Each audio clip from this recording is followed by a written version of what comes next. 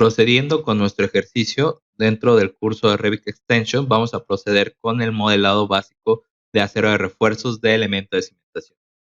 Dentro de nuestro ejemplo tenemos un elemento particular, ¿no? Tenemos un dado con dos pilas, pero si tomamos un poco más de atención, las pilas son metálicas. Entonces, para esto únicamente vamos a colocar el acero de refuerzo en los dados. Una vez que tengamos seleccionado la pila, en este caso los dados, tenemos la opción de colocar el acero de refuerzo de la pila. Nos da una información previa de la geometría, en este caso, cuál es su longitud del centro de la pila a la esquina del dado, el ancho y el largo del dado, así como su profundidad. Lo podemos ver aquí. El recubrimiento que tiene, en dónde está ubicado y si tiene alguna excentricidad. Luego, para poder colocar la parrilla inferior, la que va a trabajar a flexión, tenemos la opción de poder colocarla con un recubrimiento diferente. Podemos cambiar el acero de refuerzo y en este caso podemos cambiar el tipo de ganchos que va a tener. En este caso lo voy a dejar así, de 90 grados. La separación entre ellos va a depender del cálculo estructural, como lo había comentado.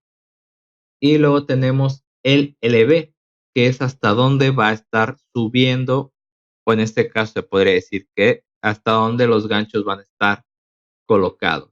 Esto va a depender también del acero que hayamos colocado por temperatura, por agrietamiento del dado, en este caso, o del elemento que trabaje como zapata.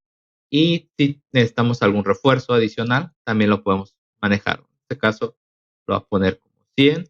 Le voy a decir que no tiene ganchos.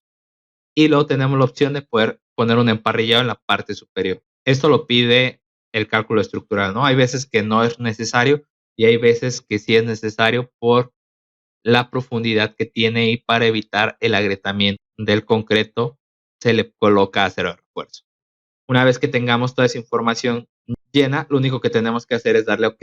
Y como pueden ver, ahora tenemos nuestra parrilla con nuestro acero de refuerzo correspondiente. Ahora bien, vamos a necesitar una de las familias que tenemos en los archivos del curso para poder hacer el armado de las pilas. Tenemos esta opción que dice pila concreto, la vamos a cargar y la vamos a sustituir en alguno de estos elementos. Lo selecciono y lo coloco. Una vez colocado, vamos a proceder a utilizar la opción de pilas. Va a ser muy parecida a la de las columnas, como podrán darse cuenta. Nos da información previa, nos da la profundidad de la pila, el diámetro de la pila y si tiene alguna excentricidad esta pila. En este caso tiene 15 centímetros de excentricidad. ¿Cuántas barras son las que le tenemos que colocar? Y cómo queremos que sea su configuración. Obviamente hay ocasiones en donde las pilas requieren más acero de refuerzo por la bajada de cargas, entonces se le tiene que colocar una diferente configuración para que éstas puedan soportar las solicitaciones de la bajada de cargas. En este caso voy a poner la primera opción.